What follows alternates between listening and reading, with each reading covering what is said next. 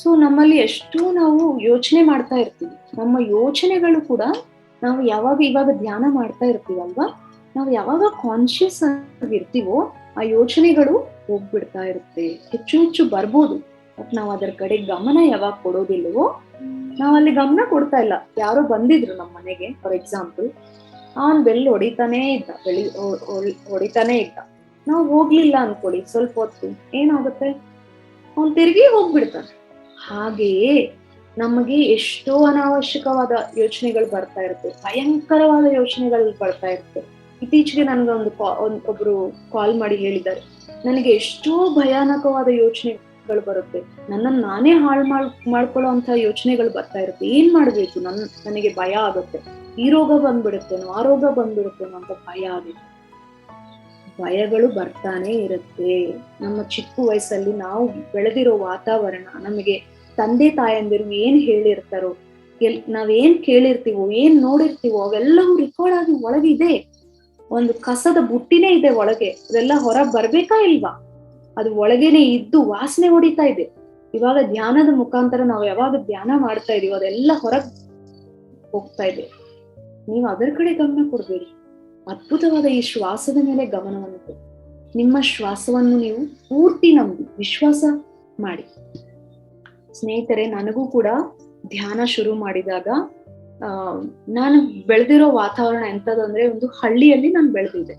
So ಅಲ್ಲಿ ಯಾವಾಗ್ಲೂ ಬೆಳಗ್ಗೆಯಿಂದ ರಾತ್ರಿವರೆಗೂ ಜಗಳಗಳೇ, ಮಾಂಸಾಹಾರದ ಫ್ಯಾಮಿಲೀಸ್ ಎಲ್ಲ ಕೂಡ. ಇನ್ನು ಅಲ್ಲಿ ಏನಿರುತ್ತೆ, ಸಾಮರಸ್ಯ ಇರುತ್ತಾ? ಒಂದು ಸಂಸಾರದಲ್ಲಾಗ್ಲಿ, ಗಂಡ ಹೆಂಡತಿ ಮಧ್ಯದಲ್ಲಾಗ್ಲಿ ಸಾಮರಸ್ಯ ಎಲ್ಲಿಂದ ಇರುತ್ತೆ? ಇರಲ್ಲ. ಧ್ಯಾನ ಇಲ್ಲ, ಮಾಂಸಾಹಾರ. ಸೊ ಎಲ್ಲಿ ನೋಡಿರ್ಲು ಜಗಳಗಳು, ಅನಾವಶ್ಯಕವಾದ ಮಾತುಗಳು, ಇನ್ನೊಬ್ಬರ ಮೇಲೆ ಕಂಪ್ಲೇಂಟ್ಸ್, ಇದೇ ನೋಡಿದೆ. ಭಯ, ಅಪನಂಬಿಕೆಗಳು, ಇಂಥ ವಾತಾವರಣದಲ್ಲೇ ನಾನು ಬೆಳೆದಿದ್ದೆ. ಆದ್ರೆ ಇವತ್ತು ನಾವು ಆ ಎಲ್ಲಾ ಭಯಗಳಿಂದ ಹೊರಗೆ ಬಂದಿದೆ ಸ್ನೇಹಿತರೆ. ಎಲ್ಲ ಅನವಶ್ಯಕವಾದ ಯೋಚನೆಗಳಿಂದ ಹೊರಗೆ ಬಂದಿದೆ. ಚಿಕ್ಕ ವಯಸ್ಸಲ್ಲಿ ಇದ್ರೂ ಕೂಡ ನನಗೆ ಎಷ್ಟೋ ಭಯಗಳು, ಎಷ್ಟೋ ಅಪನಂಬಿಕೆಗಳು, ಅನವಶ್ಯಕವಾದ ಆಲೋಚನೆಗಳು, ಈ ಎಲ್ಲಾ ನನ್ನನ್ನು ಕಾಡ್ತಾ ಇತ್ತು. ಬಟ್ ನಾನು ಕಾನ್ಶಿಯಸ್ ಆಗಿ, ಈ ಜಾಗೃತವಾಗಿ ಇರೋದ್ರಿಂದ, ಧ್ಯಾನ ಮಾಡ್ತಾ, ರೆಗ್ಯುಲರ್ಲಿ ಧ್ಯಾನ ಮಾಡ್ತಾ, ಹಾಗೆಯೇ ನನ್ನ ಜ್ಞಾನವನ್ನು ಹೆಚ್ಚಿಸ್ಕೊಂತ, ಒಂದ್ ಕಡೆ ಯಾವಾಗ ನಾನು ಜಾಗೃತವಾಗಿದ್ದೀನೋ, ಏನೇನು ಭಯಗಳಿದೆಯೋ ಎಲ್ಲ ಹೋಗ್ಬಿಟ್ಟಿದೆ. ಏನೇನು ಅನಾವಶ್ಯಕವಾದ ಭಾವೋದ್ವೇಗಗಳಿದೆಯೋ ಅದೆಲ್ಲವೂ ಹೋಗ್ಬಿಟ್ಟಿದೆ. ನಾನು ಎಲ್ಲದರಿಂದ ಮುಕ್ತಿ ಹೊಂದಿದ್ದೀನಿ ಸ್ನೇಹಿತರೆ, ಕೇವಲ ಧ್ಯಾನದಿಂದ, ಪತ್ರಿಜಿಯವರು ನೀಡಿರುವಂತಹ ಅದ್ಭುತವಾದ ಮಹಾಜ್ಞಾನದಿಂದ, ಜಾಗೃತವಾದ ಜೀವನದಿಂದ, ಜಾಗೃತವಾಗಿರೋದ್ರಿಂದ. ಏನೋ ಒಂದು ಬರುತ್ತೆ, ಜ್ಞಾನದಿಂದ ನಾವು ಹೊಡಿಬೇಕು. ನಿನಗೆ ಏನೋ ಇಂಥ ರೋಗ ಬಂದ್ಬಿಡುತ್ತೆ, ಏನೋ ಭಯ, ಒಂದು ಕೇಳಿದ್ರೆ ನಮಗೇನು ಬಂದ್ಬಿಡುತ್ತೇನೋ ಅನ್ನೋ ಭಯ ಬರುತ್ತೆ ಅಲ್ವಾ? ಏನೋ ಆಗಲ್ಲ, ನೀನೊಂದು ಆತ್ಮನು ಅಂತ ನಾವು ಹೇಳ್ಕೊಳ್ಳಿ, ನಮ್ಗೆ ನಾವೇ ಆ ಥಾಟ್ ಹೋಗ್ಬಿಡುತ್ತೆ ನಮ್ಮಿಂದ. ಪ್ರಾಕ್ಟೀಸ್ ಮಾಡಿ ಇದನ್ನ. ಸೊ ಹಾಗೆಯೇ ಭಾವೋದ್ವೇಗಗಳು ನಮ್ಮನ್ನ ಏನಂತೀವಿ, ಫಾರ್ ಎಕ್ಸಾಂಪಲ್ ನಾವು ಸಂಸಾರದಲ್ಲಿ ಇದ್ದೀವಿ, ಗಂಡ ಅಂದ್ರೆ ಆ ಬಂಧ, ಗಂಡನ ಮೇಲೆ ಬಂಧ, ಮಕ್ಕಳಂದ್ರೆ ಒಂದು ಬಂಧ, ಒಂದು ತಂದೆ ತಾಯಿ ಅಂದ್ರೆ ಒಂದು ಬಂಧ.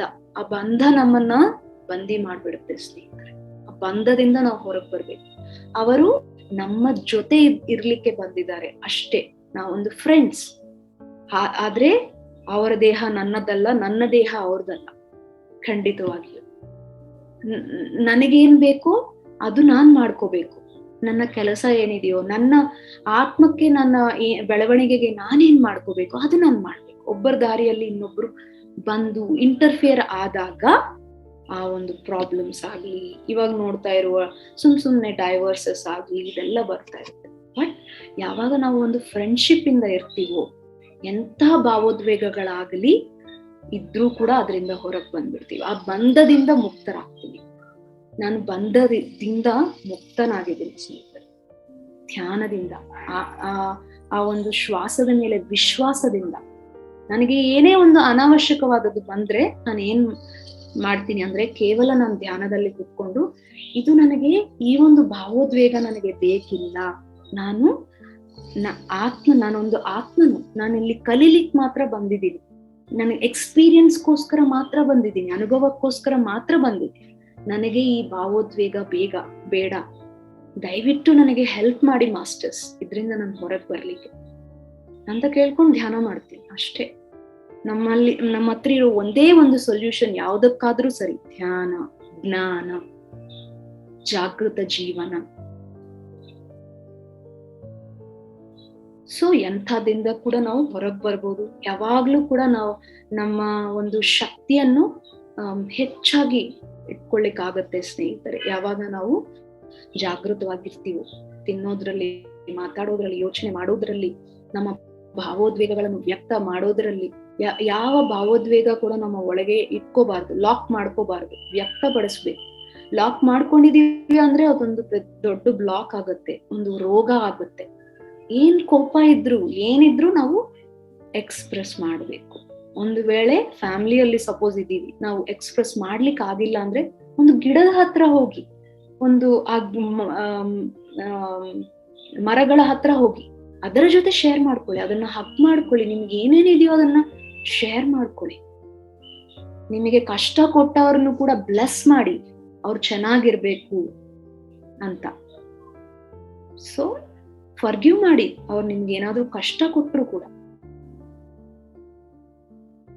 ಸೊ ಅವಾಗ ಖಂಡಿತ ನಮ್ಮ ಒಳಗೆ ಏನು ಇರಲ್ಲ ಸ್ನೇಹಿತರೆ. ಮತ್ತೆ ನಾವು ಅನ್ಕೊಂತೀವಿ ಒಂದು ಅವ್ರ ಮೇಲೆ ನನ್ಗೆ ಕೋಪ ಇಲ್ಲ ಅಂತ, ಬಟ್ ಆ ಸಿಚುವೇಶನ್ ಬಂದ್ಮೇಲೆ ಮತ್ತೆ ಬರುತ್ತೆ ಕೋಪ. ಅಂದ್ರೆ ನಾವು ಇಷ್ಟು ದಿನಗಳು ಅದು ನಮ್ಮ ಒಳಗೆ ಇಟ್ಕೊಂಡಿದೀವಿ. ಸೊ ಯಾವಾಗಿಂದ ಅವಾಗೇ ನಾವು ಕ್ಲಿಯರ್ ಮಾಡ್ಕೋಬೇಕು. ಯಾರು ಮೇಲೆ ಕೂಡ ನಾವು ಏನು ಇಟ್ಕೋಬಾರ್ದು. ಕಷ್ಟ ಕೊಟ್ರು ನಾವು ಅವರನ್ನ ಬ್ಲೆಸ್ ಮಾಡಬೇಕು, ಅವ್ರು ಚೆನ್ನಾಗಿರ್ಬೇಕು, ಅವ್ರು ಖುಷಿಯಾಗಿರ್ಬೇಕು, ಅವ್ರು ಏನ್ ಅನ್ಕೊಂಡಿದ್ರು ಅದು ಆಗ್ಬೇಕು. ಈ ತರ ನಾವು ಬ್ಲೆಸ್ ಮಾಡ್ಬೇಕು. ಮಕ್ಕಳನ್ನಾಗ್ಲಿ, ದೊಡ್ಡವರನ್ನಾಗ್ಲಿ, ಎಲ್ಲರನ್ನೂ ಕೂಡ ನಾವು ಬ್ಲೆಸ್ ಮಾಡ್ಬೇಕು.